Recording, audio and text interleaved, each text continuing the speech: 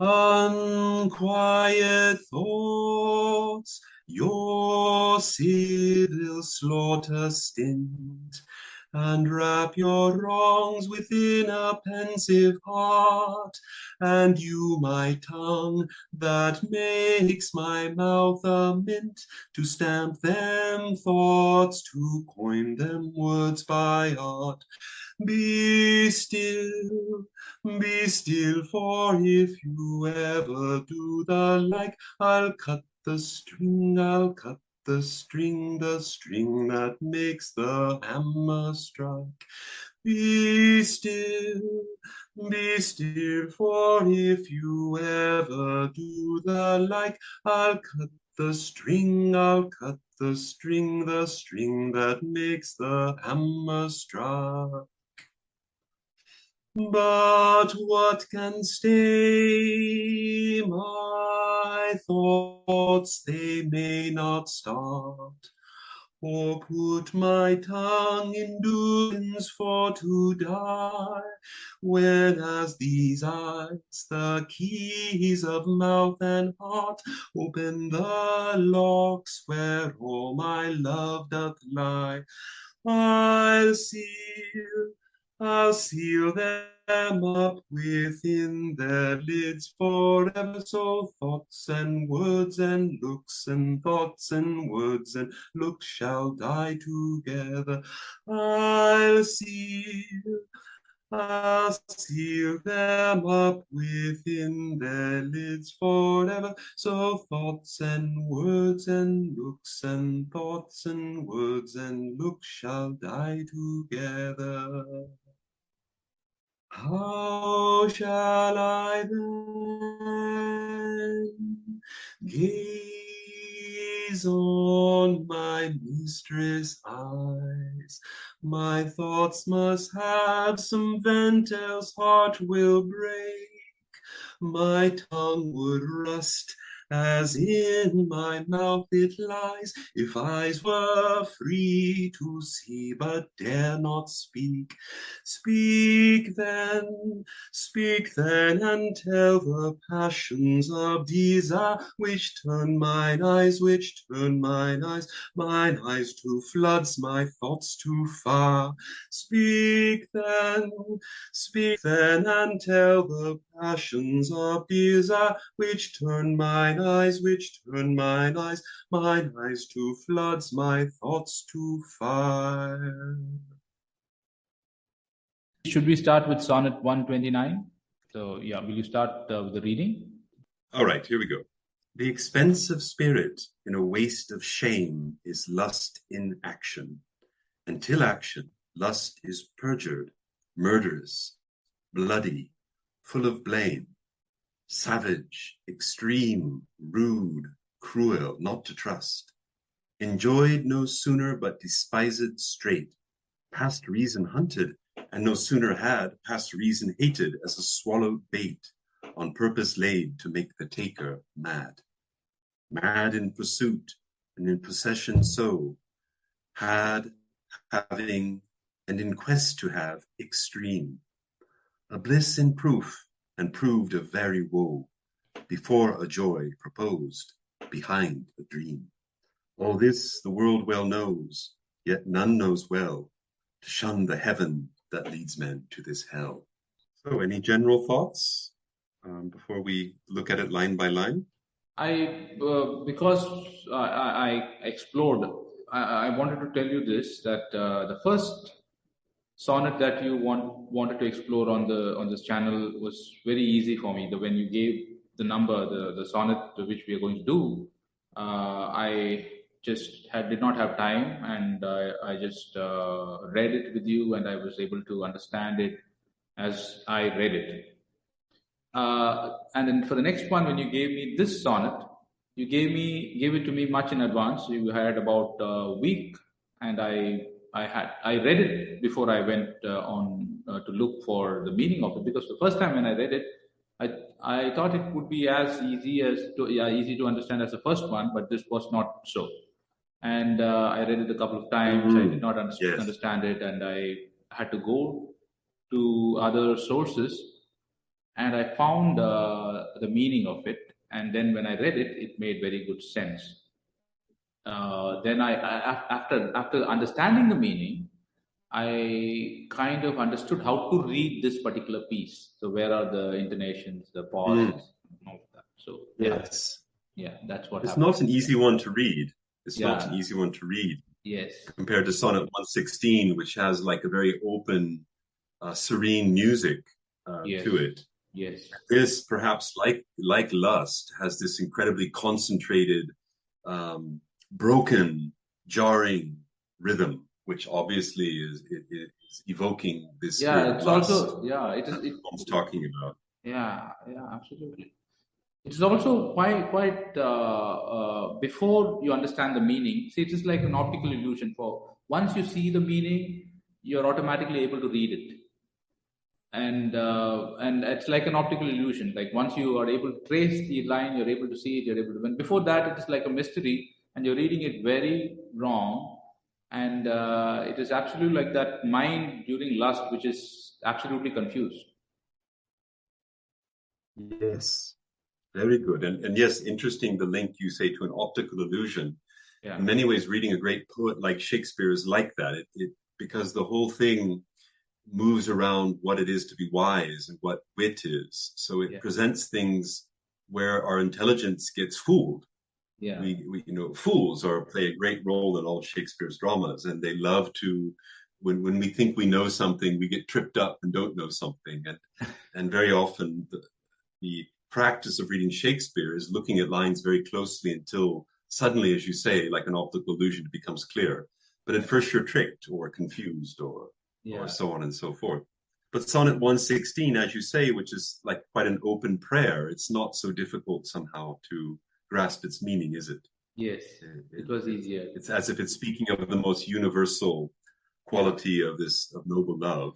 Yes. But here we have to penetrate this almost dark spirit of lust. And he's also wonderfully done this, that what he is, anyway, as we go, we will understand is, I find it very fascinating, very, very, like, it's also humorous that he should end it saying that what I've written here is something everyone knows. And yet we don't understand when we read it. Yet we don't know well.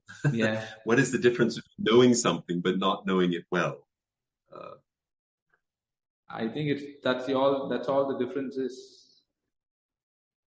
Yes, perhaps between a good life and a bad life. Yeah, exactly. Yes, absolutely, in Shakespeare. So in this, Shakespeare is a kind of teaching. It's a growth of wisdom through all the ways the mind and the intelligence can be fooled. Yeah. And we become, reading his plays and his poetry, we become aware of that, the optical illusions which make something look like what it's not, and therefore leads us to foolish action or tragic action. Wow. Anyway, very good. Let's look at it closely then, and see what we can draw out of it. So the first line and a half up to the semicolon, the expense of spirit in a waste of shame is lust in action. Yeah. So this may be one of the only Shakespeare poems that starts with a definition. Okay. The blatant declaration of what lust in action is. Mm-hmm. The expense of spirit in a waste of shame. The wasting of spirit? It seems so, doesn't it? Yes. Or the expense, I guess, expense of energy means to expel, in a way, also to lose, right? Yeah. When you spend money, that's an expense. It's something that you have to give up. Yes. So spirit. Of course, we have the English word spirit, and later spiritual, and sometimes even the contrast in theology between spirit and matter. Mm-hmm. But the Latin word spiritus means breath. Actually, it's just the same as prana in the Indian languages. Yeah. So we can think of the expense of spirit, which is both breath, but also, would you say a higher power? Or I think we have to really feel what this word spirit means. It's such an important word in English, and yet people give it all sorts of different meanings, don't they? Yeah. One thing can have many meanings, of course, yes. Yes, I mean, obviously, depending how much we evoke a lot of Christian readings, we could make all sorts of different things about spirit. Absolutely, I yeah. suppose in the common parlance of our days, people will say spiritual Yes, as one kind of life, and material or matter as another kind of life. yes, Um, there's become this bifurcation of spirit and matter, yes, um, which which in some senses here in that spirit is something apparently which you expend, but in a waste of shame, is a waste, mm. right?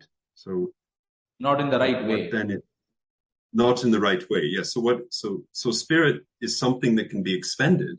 It Mhm. can be it's limited. Is that right? It looks like, Or it sounds because like. yeah, it's some kind of limited thing, right? The expense of spirit. I think it is limited in the sense like everyone dies.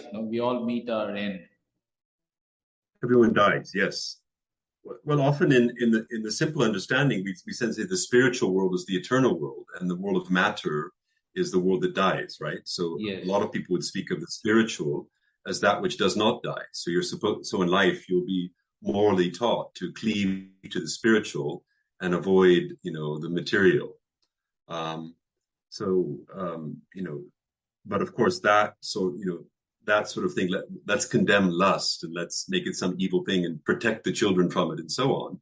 yeah, um, does that really lead us to a good place? Usually that leads to a kind of suppression of this yes, energy of lust. yes, um, and I think perhaps as the poet here, he's almost trying to describe what happens, the phenomena of lust in action. hmm, And the words that have come to him is this kind of expending of spirit. So spirit is something like breath. Breath is limited, right? If I yeah. go underwater, I can only breathe so long.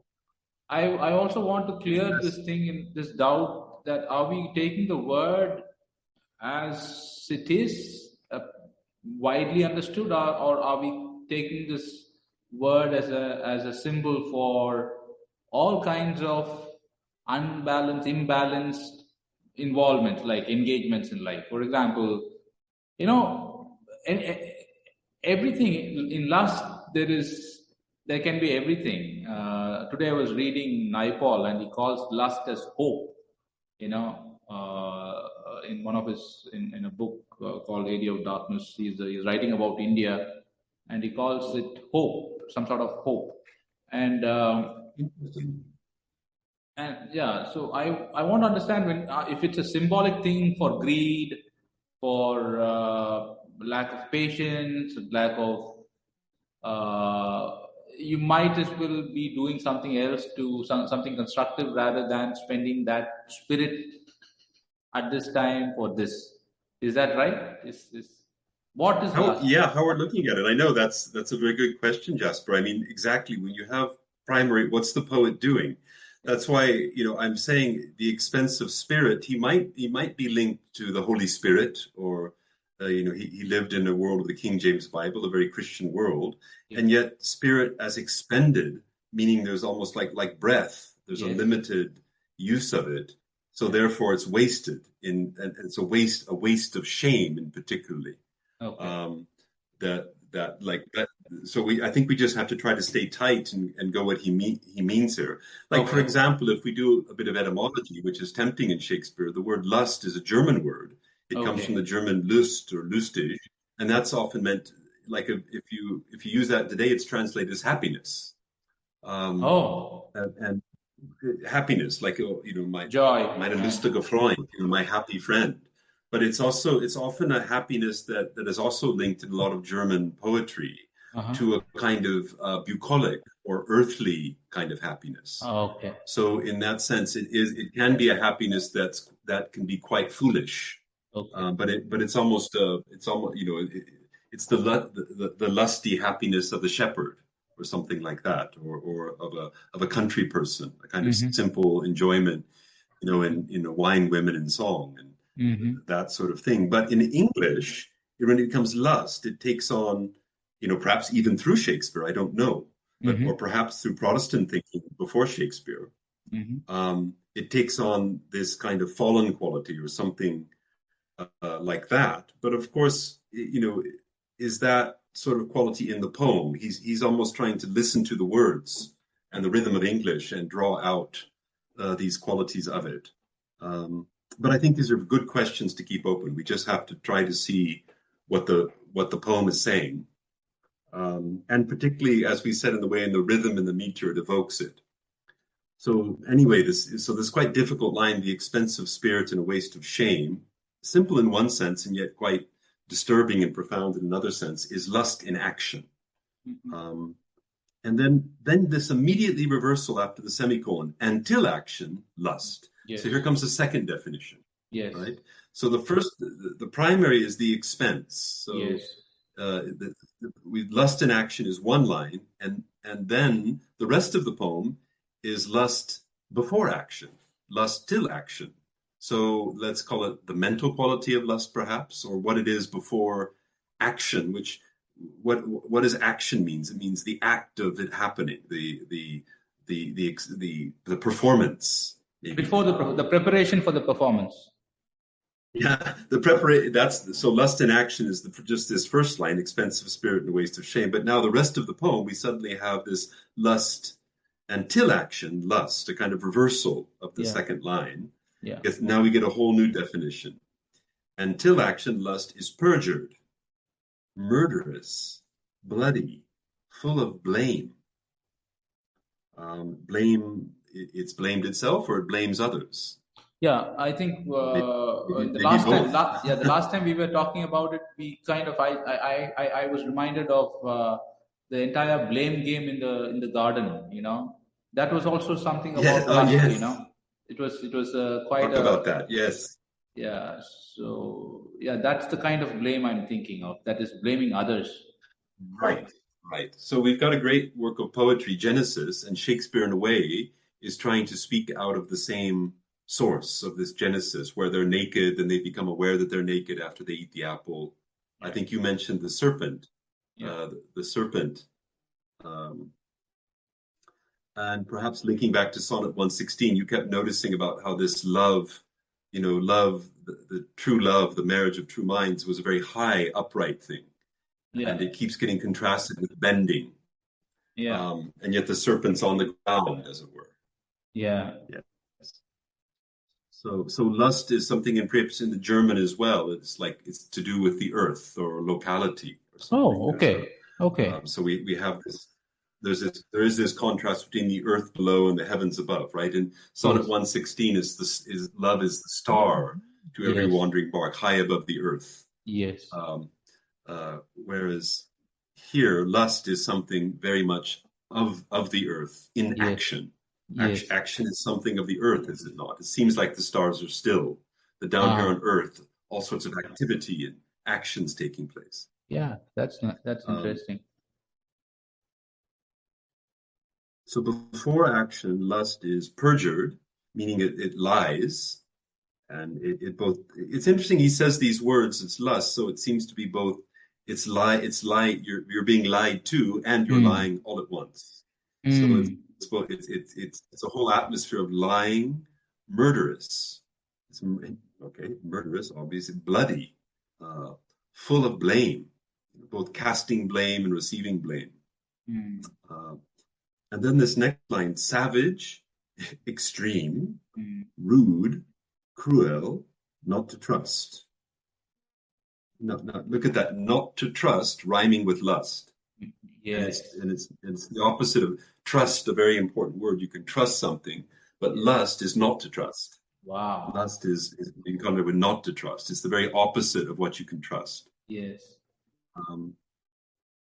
And when I read it, I find particularly this fourth line, any music in it kind of disappears. It becomes so concentrated in these very harsh words: savage, extreme, rude, cruel, not to trust. It's just like bomb, like 5 hammer blows. Yes. It destroys the flowing music of the sonnet. Okay. Do you see that? When I read that fourth line, I find it very hard to read and somehow keep the music. I have to this time pay attention to the flows and maybe then share how I feel about it. When you read it. It's this long list, isn't it? I can read it again. Why don't you read the first 4 lines and just see how it feels? The expense of spirit is a waste of shame, is lust in action. And till action, lust is perjured, murderous, bloody, full of blame, savage, extreme, rude, cruel, not to trust. I can't say I felt it, but I really understood the essence of what he's saying. That much I understood. I mean, even the feeling Summing of up it, this even till the action feel, lust. yeah, how much one can be taken for a ride, and with this preparation for this entire calamity, catastrophe. Let's just look at one point. So you have his lust in action, then you suddenly have this versal until action lust. There's a bit of music in that, you see. Yeah. The expense of spirit in a waste of shame is lust in action, and till action lust is perjured, murderous, bloody, full of blame. So it's keeping the same rhythm. Yes. Lust in da da da da da da is perjured, murdy, bloody, full of blame. But suddenly it jumps to 5. Savage, extreme, rude, cruel, not to trust. So then you Okay. suddenly have this uncomfortable leap from Okay. from a nice 4/8 beat thing to 5 beats. Okay. And that throws you off. And I most definitely think with a masterful poet like Shakespeare, that's on purpose. So the lustful mind is out of time. It is Okay. concentrated, just insane desire. It kind of collapses all harmony in music.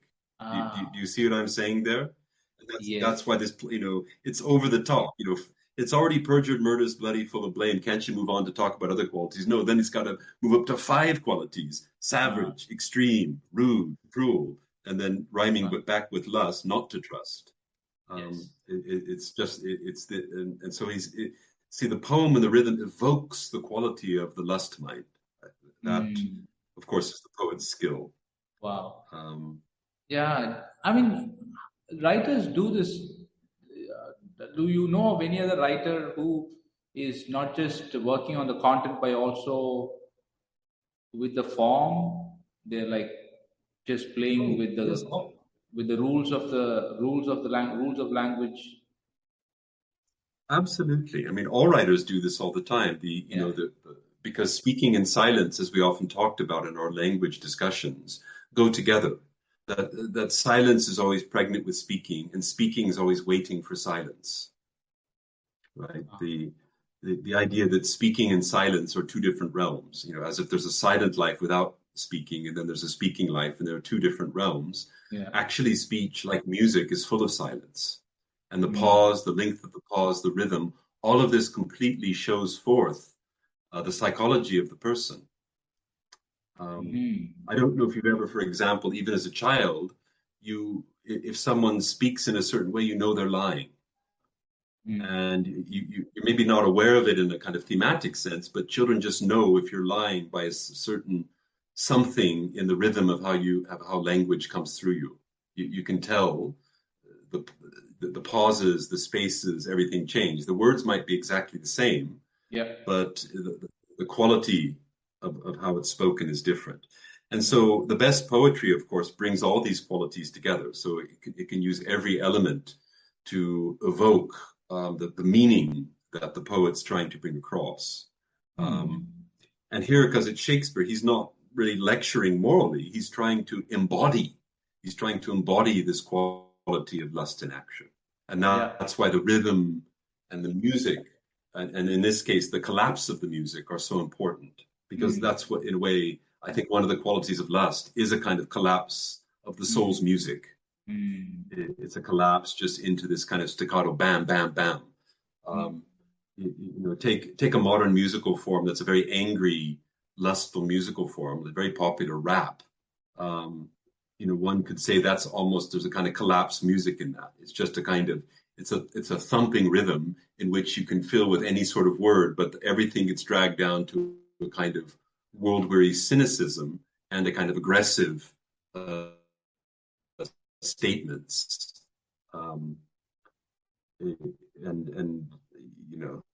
You could almost say savage, extreme, rude, cruel, not to trust. It just kind of hammers out like that. Whereas, say for Sonnet 116, where he's speaking of like this heavenly love, there's a lot of different musical and rhythmic phrases that are woven together in that poem. Um, Particularly if you compose music from poetry, you become very aware of these things. We were talking about John Dowland earlier. He's another master of this. That's why I was saying he's so great. It's the profundity of the lyrics and the profundity of the music matched together in a very sublime way. Yeah. So maybe we should move on. I understand what you're saying. Yeah, we should move on. So we've got this 5 beats of thing, and then suddenly he's back to a slightly mellower statement. Enjoyed no sooner, but despised straight. Enjoyed no sooner. A very interesting, tight English there. Yeah. It's like, how can you say it so as soon as you enjoy something, you suddenly lose all taste for it? I'm reminded of one You're of... craving an ice cream, and you take a bite of it, and you immediately hate it and want something else. Yeah, there is this Bill Cosby routine. One is where this hardworking, people who work hard through the week, they just put on their good clothes, and they say that they deserve a good time, and they go to this pub and they drink a lot. And then they are like by the toilet bowl, and they are talking to the toilet bowl, saying that they will never do it ever again in their life. Drink so much. Yes. And yet something pulls them to it, right? Yeah, exactly. You drink so much that you immediately regret, or sometimes when you say things stupid, like without thinking, and then you're like, why did you say that? You despise what you have done. So yes, so obviously in that sense, that lust has a tremendous energy, or it's referred to, if we jump ahead at the end of the poem, as a heaven.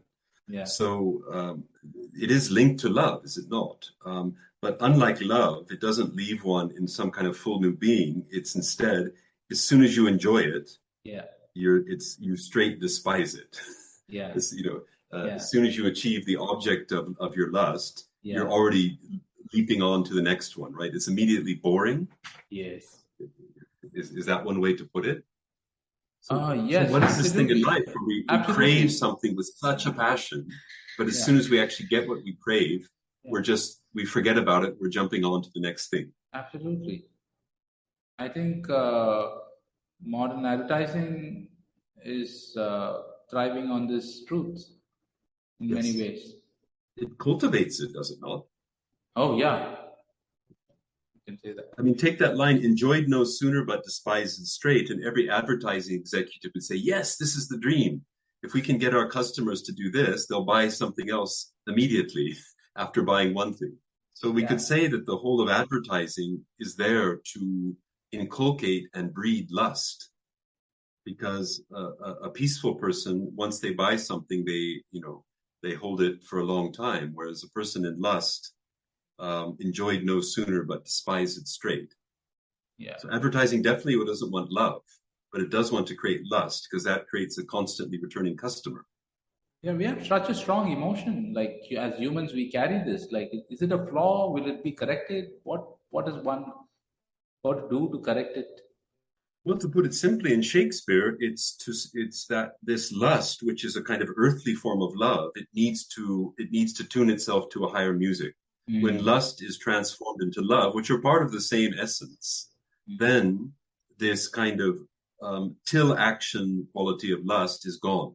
There's not all these, there's the quality of care or service or respect, and these qualities are deep and long lasting. The consumer of our famous consumer society, he doesn't want to care for anything. He wants to use something up, throw it out, and then jump on to the next treat, right? Whether food or sex or whatever it may be, it's a kind of it's a quality of you're looking for a kind of heaven. Sorry to interrupt you. I think it is gone. Sometimes it goes beyond food and sex. Sometimes it can be your work. Your own work can turn against you, I think. Your own work, absolutely. It's all pervasive. Yeah. Lust and love are the human condition. And that's why these Sonnet 116 and Sonnet 129 in a way contrast the two extremes. Kind of heavenly love on the one side, which is far away. It's very high. and we're down here on the earth, and yet it's very serene and guides us through everything. And this one, which is down on the earth without any reference to the sky, and not very happy. Yeah. So that's why I was saying before, I think in Shakespeare and in Dowland, there's a heavenly music that is meant to kind of to make our being happy. There's a logos. Okay. Yes. There's a speaking, there's a music, there's a richness which unpacks lust and turns it into something virtuous. And all the qualities we saw in the previous sonnet. So enjoyed no sooner, but despised straight, past reason hunted. What does that mean, past reason hunted? In the past, it's a reason that we went after. It was a line of reasoning. Oh, so you're thinking of past in terms of time. Yeah, the way I reasoned out a thing, like for example, when someone messes up something, and then you ask, well, if I make a mess of something, and then you're my close friend, and you ask me, what exactly were you thinking when you did that? And then I would give you my line of reasoning, and that would be really stupid. And they would say, see, I think your line of reasoning was flawed. So you've lost your reason. Yes. Yeah, you lost reason. This Latin word means ground. There's no ground to what you're doing, and yet you're hunting anyway. Yeah. So the reason, it's sort of like, let's just say it in terms of food. You want like a particular kind of ice cream, and you're hunting around for it. Yeah. And then you kind of lose the desire for the ice cream, but because you're doing it with such fierce hunting thing, you keep hunting it anyway. The ground of the desire for the ice cream is gone, and yet you still want it. And when you get it, it doesn't satisfy you at all. Have you ever had that experience? Yeah, I've had this experience. Like, for example, it's very funny. Like, you're working in the night, and you know that you don't want to have coffee, because if you have coffee, you will not sleep, and then still you go for that cup of coffee. And as soon as you finish having that coffee, you're thinking of not being able to sleep. So. And you didn't really even enjoy it as you were having it, right? Yeah. So yes, what's this quality of getting lost in the hunt and losing the whole original reason we did something? Yeah. Isn't that's part of this world of that's a waste. Lust. That's a waste of spirit also. And a waste. Very good. Yes, linked to this waste again, right? And extreme. He keeps throwing this word around, extreme. Yeah. So it's past reason hunted, and no sooner had, meaning that you have what you were hunting for, past reason hated. Yeah. So again, groundlessly hated. Like, that's mysterious. Why is it when we're in this extremity of lust or desire for something, and then we get it, and almost immediately, why would we hate it so much, so instantly? Why past reason hated? It's very peculiar, is it not? What you formerly was completely mad for, afterwards you can't stand. There is a wonderful verse in the Bible which I really love, which says, "He that troubleth his house inherits the wind." Have you heard of that verse? Say it again. He that troubleth his house inherits the wind. Yes, exactly. Very good. Yeah, he that troubleth his own house shall inherit the wind. Wonderful. I think it is giving indications to the kind of food one should eat. If you're eating too much of, starchy food or something like that, you're going to have too much of wind and trouble. Inherit the wind. Oh my, yes. So we've got this quality of where whatever lust is something that's past reason, beyond reason or a ground or a kind of sensible quality of things. Lust is something that just exists beyond this, right? It's extreme, as he keeps saying. So, and again, playing on the poem, it keeps doing these repeats, like, is lust in action until action lust, or past reason hunted and no sooner had, past reason hated, as a swallowed bait, on purpose laid to make the taker mad. So there's a simile as past reason hated as a swallowed bait. You take the bait and you swallow it. On purpose laid to make the taker mad. So, I like the bait laid, the sounds they make, the rhythm of that entire section. Bait, laid, mad, had. these reversals, like the sudden, it goes one way, then the other way. We have lust in action, then immediately till action. Yeah. Past reason hunted, past reason hated. And Yeah. then this lovely simile, as a swallowed bait on purpose laid to make the taker mad. What do you make of this intention, this on purpose? On purpose Well, laid I think to there's make a the lot. taker mad. There are a lot of mischievous spirits around which are constantly, like disturbing a man's focus. Troubling his house. I see. Yeah, yeah. Yes, as you were saying, troubling. So, of course, that line was he that troubleth his own house, as if Yeah. you're creating your own trouble. But this almost seems to be that in lust, we're being tricked by some other power. We're being misled Yeah. By another power. Yeah. A trap is being Of course, laid. one could also read this line on another totally different way. It's explaining as a swallowed bait on purpose laid, like the whole purpose Yeah. of the bait, Yeah. the whole purpose of the thing that to attract us is to make the taker mad.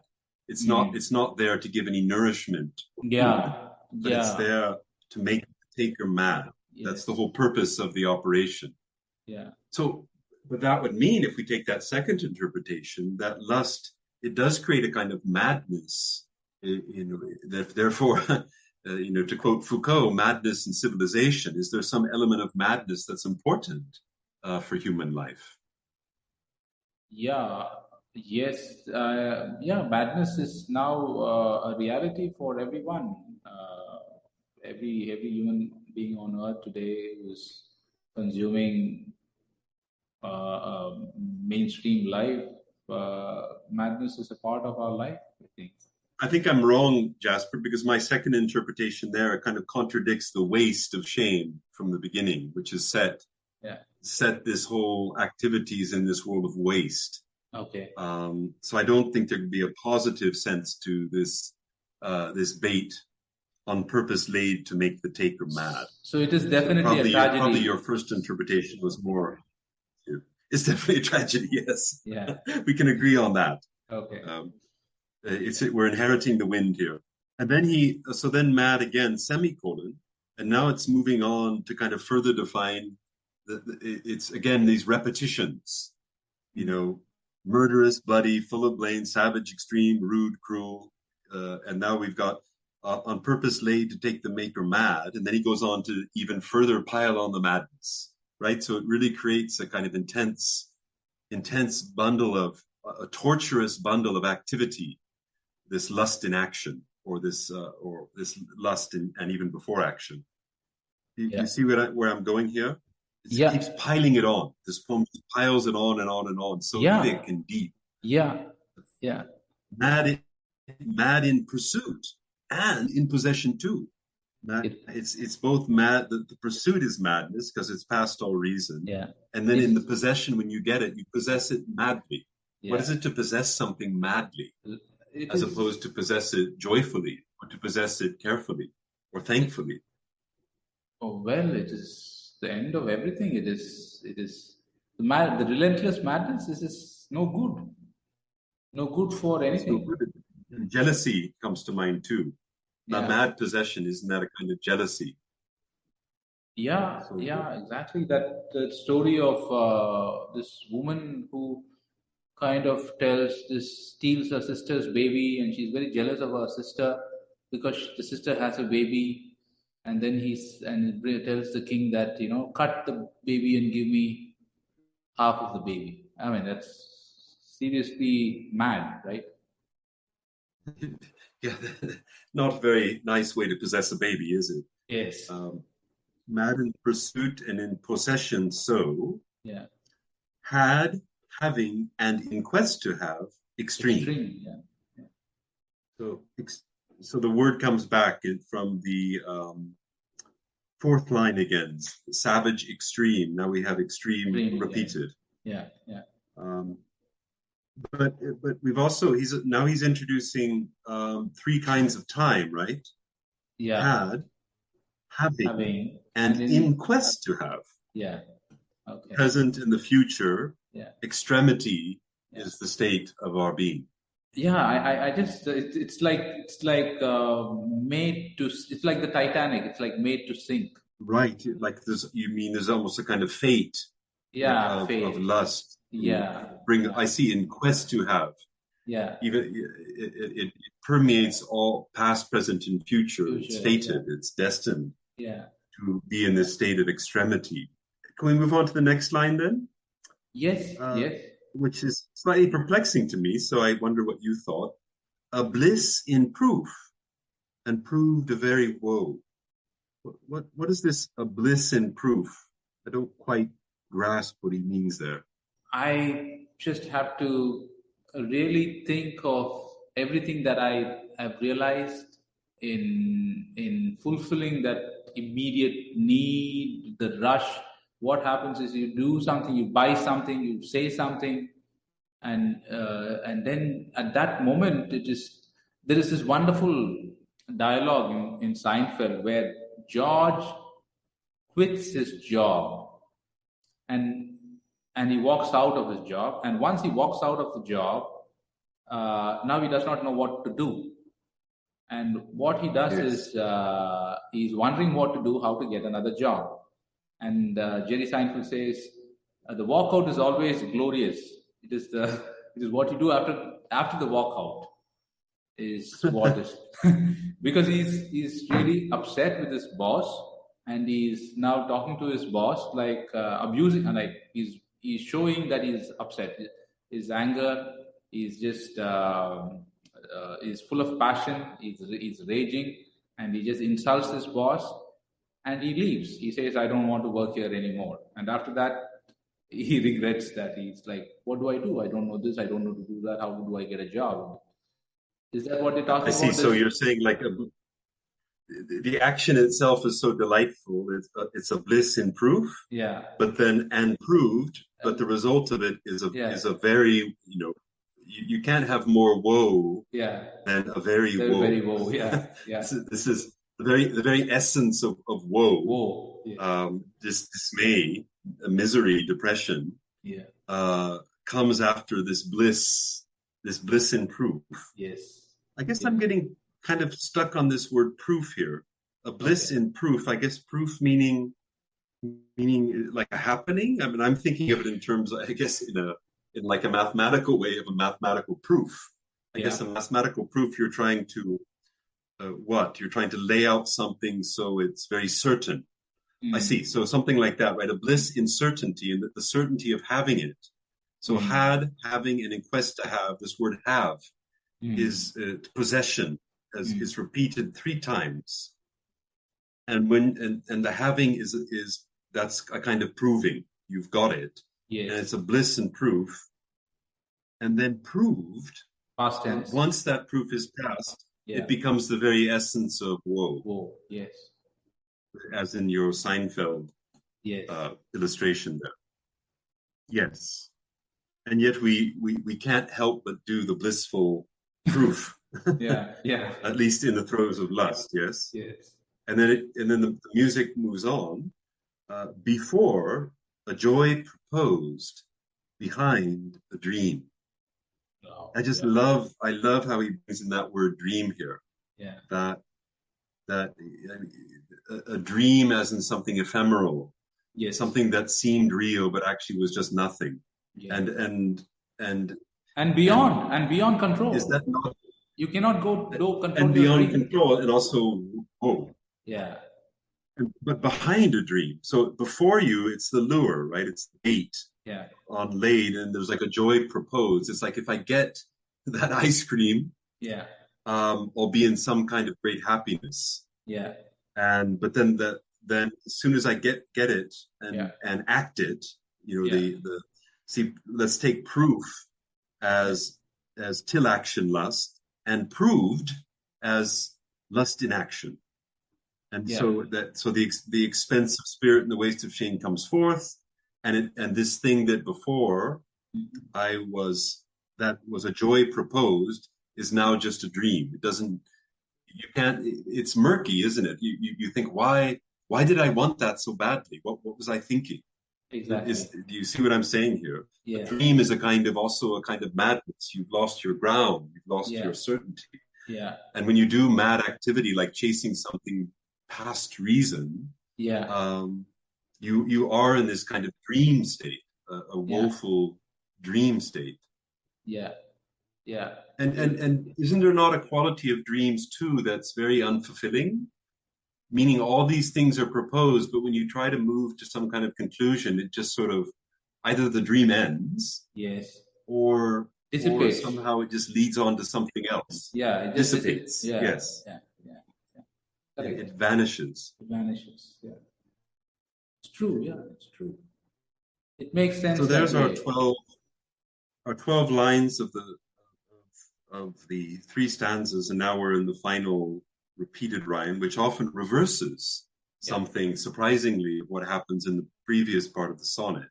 Yeah. And this, of course, goes back to what you were commenting on in your commentary at the beginning. Yeah. All this the world well knows.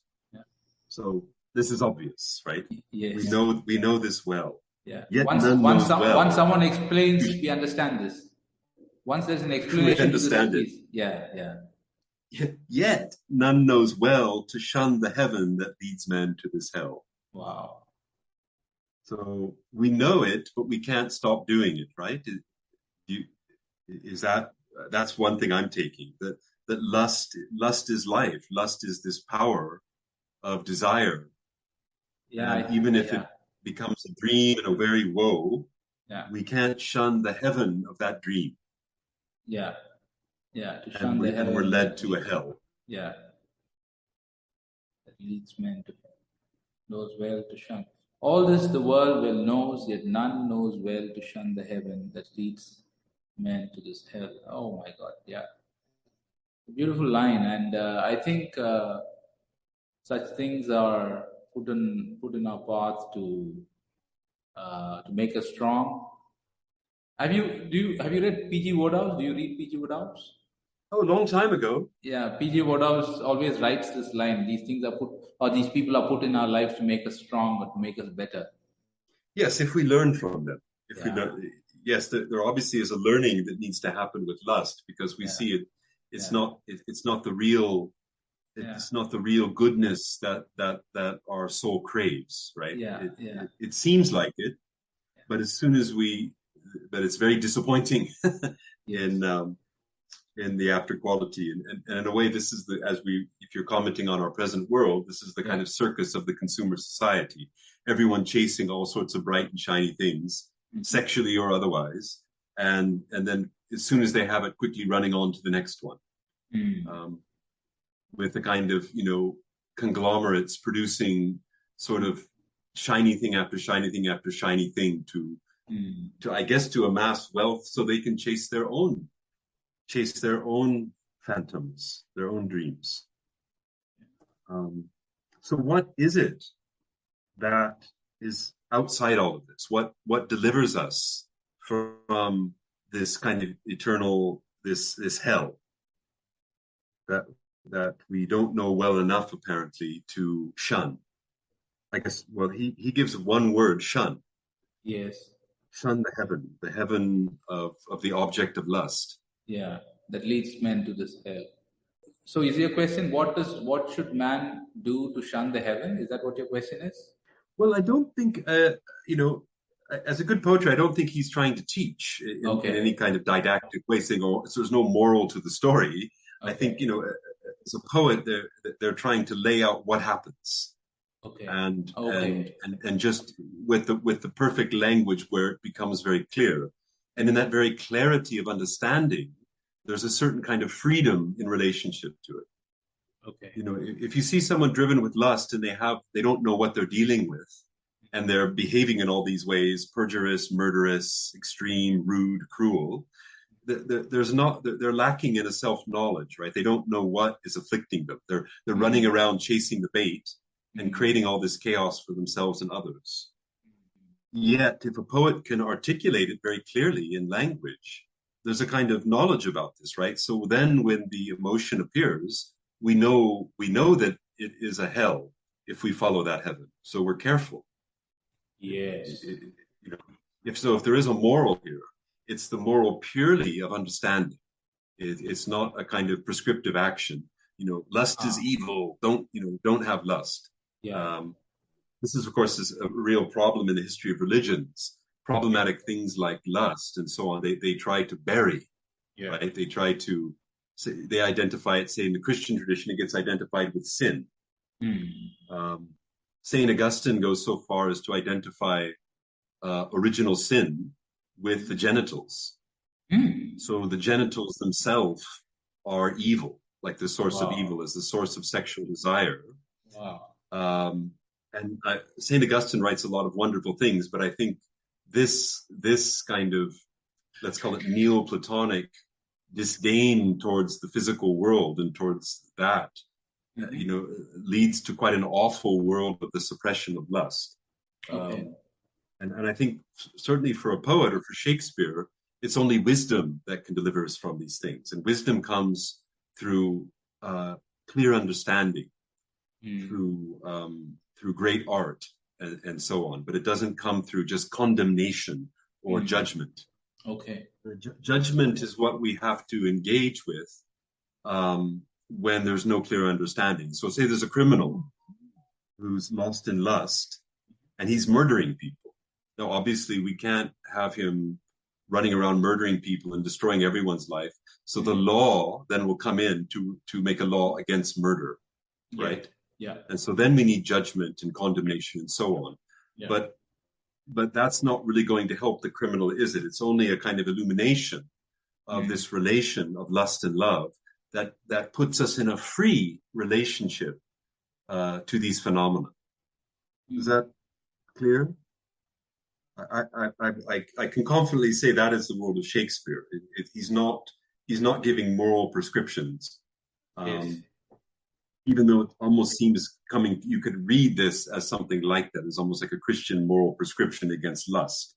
Yeah. But rather, if you read it, what it's trying to do is make you feel lust. The very jaggedness of the rhythm and the power and the punchiness and the language summons up this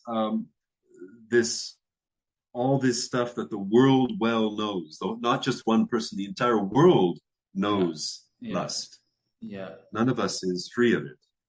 Yes. But what is it to know well to shun? And that is our condition. We're not in a condition where we can apparently know lust well enough to shun it. So I'm not blaming the consumer. Yeah, consumer I is not the understand. bad I guy. understand this. We're all consumers in that sense. Absolutely. For me, it was very useful to understand that your own work can be detrimental to your peace of mind. The own work that you love so much and respect so much, and you are looking forward to doing every day, can become something detrimental to your well-being. I mean, that was because you're just indulging. You're not working anymore. You're perhaps indulging in it. You're like really, not conscious all the time. Yes, indulging, lost in the pure. Dolce means pleasure. You're just lost in the pure pleasure. So your eyes are closed, right? And then you're in this dark world of lust with its, bliss and woe right next to each other. Yes, these kind of radical shifts of the ground of your being. Yeah. And this tradition, of course, that Shakespeare's writing in of Christian Platonism. Of course, for Plato, the noblest activity in life, what we should all strive for, is the care of the soul. So, which is really the care of the whole state of the mind. I think that links to your quote from the scripture: "He that troubleth his own house shall inherit the wind." Yeah. That's a poetical teaching of this what happens when we don't care for our own state of mind and our emotions, and we don't therefore pursue self-knowledge. Socrates and the Oracle of Delphi's great commandment to know thyself. That's the most important activity. And that's why it's so terribly important to study these artists like Shakespeare, who reflect as a mirror held up to nature, in Hamlet's words. They reflect this nature back to us. But we ourselves have to decide. Right? We can't just follow what an authority has to do. If we're going to indulge in lust, as you were saying, then this is what's going to happen. We're going to live in this kind of wild bliss and misery mixed together. I understand. It's beautiful how. If I can. Sorry, go ahead. Carry on. You said it's beautiful how, so I want to hear that, what you were going to say. So you said Well, it's beautiful how. Why it's beautiful? Because instructions are given, or people have taken the time to write down or pass down instructions in their own work, in their own craft. He kind of to take the time out to use language, to use the form, to use creativity, to create something so powerful is fascinating. Like I just went to Mahabalipuram, where they, these monolithic wonders. Yes. It's so beautiful. I can't believe. Place. Yeah, I can't believe that how they have done it. The sculptures are so fascinating. I mean, this for me is like looking at one of the sculptures. It's craft. He has crafted it. Yes, it has that same fineness, a kind of almost superhuman fineness of construction and wisdom and completion, and everything else. Absolutely. I thought, therefore, because I chose these two sonnets, we could, at the end of this, we could jump back to Sonnet 116. Okay. Where I want to take the line, if you remember, from Sonnet 116, where he says, "Love," the love is the word there, not lust. Yeah. "Love's not time's fool. Yeah. Though rosy lips and cheeks within his bending sickle compass comes." Yes. So we have this image of time, the reaper, with his bending sickle. Yeah. And rosy lips and cheeks, of course, are white cheeks on fire with lust, right? You know, when you're full of fire in your blood. At another point in The Tempest, Shakespeare refers to lust as the fire in the blood. Yeah. So when the fire's in the blood, it's almost as if your cheeks become rosy. Yeah. So rosy lips and cheeks within the bending sickle compass come. Yeah. However, love is not time's fool. So love has a kind of intelligence. Love has a music, harmony, and therefore is truly liberated. Where lust obviously does not. Lust is past reason hunted and past reason hated.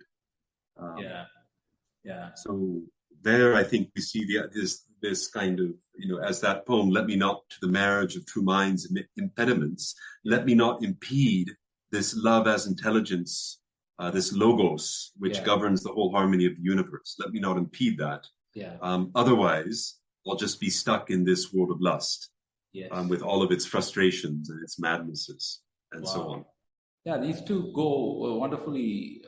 It's a very wonderful instruction manual for to have handy. Yes, the cornerstone certainly of the Elizabethan civilization. This knowledge of love on the one hand and lust on the other hand. Anything else you'd like to comment on, Jasper? I really enjoyed the conversation today, and I wanted to go back to the song that you started with, and then perhaps we can have a chat about it a little, and then we can conclude. Oh, right. Yes. Well, I would have to, you'd have to see the whole lyric. We'd have to actually look at the poetry of that song, because that, a Dowland song is very much like a Shakespeare sonnet set to music. Okay. So of course, the sonnet form you can't really set to music very well, so it's a different poetical form. But it's a form that's very suited for singing and lutes and violas and viols. Okay. But that song of Dowland that I was singing is very much of this substance of Sonnet 116 and 129. It's this world of, as you put it, Leonard Cohen's line, "There's no cure for love." Yes. So the fact that we're thrown into this world where we're burning with lust, the only way a demand is made upon us to somehow turn this lust into love. That in a way is the essential meaning of life, is the intelligence that takes lust out of this kind of earthly form and it rises up into a full cosmic intelligence. And Dowland's song, Unquiet Thoughts, very much Unquiet Thoughts, very much concerned with this exact same thing, because in that song, the poet is seeking all sorts of ways that he can calm his unquiet thoughts. And he tries closing his eyes and removing his tongue and doing all these things. Yeah. But in each case, love beckons him out of that. Okay. Like but we'd have to study the poem almost, Jasper, in a different session. I could sing it one time. Yes. And we could listen, and perhaps in the notes you could put the lyric to it so people could reflect upon it. Yes. Before we move on to our next session. I don't know if I kind of wanted to get on to a Shakespeare play. So I don't know if we have time for a whole other session on Dowland. But maybe it's worth it, because Dowland is very richly in this territory of the sonnets. Great, wonderful. So I might sing it terribly. So just try to concentrate on the words. Okay. Unquiet thoughts your civil slaughter stint, and wrap your wrongs within a pensive heart, and you my tongue that makes my mouth a mint, to stamp them thoughts, to coin them words by art. Be still, for if you ever do the like, I'll cut the string the string that makes the hammer strike. Be still, for if you ever do the like, I'll cut the string that makes the hammer strike. But what can stay my thoughts? They may not start, or put my tongue in durance for to die, whereas these eyes, the keys of mouth and heart, open the locks where all my love doth lie. I'll seal them up within their lids forever, so thoughts and words and looks, and thoughts and words and looks shall die together. I'll seal them up within their lids forever, so thoughts and words and looks, and thoughts and words and looks shall die together. How shall I then gaze on my mistress' eyes? My thoughts must have some vent, else heart will break. My tongue would rust as in my mouth it lies, if eyes were free to see but dare not speak. Speak then, and tell the passions of desire, which turn mine eyes to floods, my thoughts to fire. Speak then, and tell the passions of desire, which turn mine eyes to floods, my thoughts to fire. Wow, beautiful. Von Dowland, 1600 song. I was just moving between Unquiet Thoughts. Yeah, between the song lyrics and your voice, the way you were singing, and I kind of was lost in the way you were singing, and I'm very happy that we got to record this, Brian. I'm very happy. I hope it wasn't terrible. My voice is really out of practice. No. But I've sung it enough to hopefully at least keep the rhythm in the tune. Yeah. If you want to hear a good version of it, just go online and look for the Consort of Musicke. Okay. Consort of Musicke singing that song, right? Consort of Musicke, Unquiet Thoughts. I'm sure on any kind of music thing, and John Dowland, of course. Yeah. You'll find a much better performance of that piece. But the lyrics are very worth contemplating very much in our sonnets 116 and 129. And indeed, the whole Elizabethan and Shakespearean metaphysics that undergirds all of Shakespeare's plays. Yeah, this is these things are a guiding light. For me, this work that people put out there. I don't know what they must have gone through to write like this and to take time out to sit down and create such beautiful things. Yes. Well, we all try. We're all artists, aren't we? Sometimes a rare gift comes with someone where there seems to be a divine intelligence to the art, and I think these are greatly redemptive for humanity. Yes, in that they can illumine this world of the soul that has become so disordered and so unhappy, and bring us back to our musical, holistic happiness where we belong. Yes. In this world of lust down here, things can get pretty confusing, definitely. Yes. Brian, thank you so much. I think we had a wonderful session today. Better than thank you, Jasper. I really enjoyed it as well. I really enjoyed it, and the computer was not, the internet was not giving us much trouble, and I learned a lot, and I really enjoyed the song, and I'm going to look into John Dowland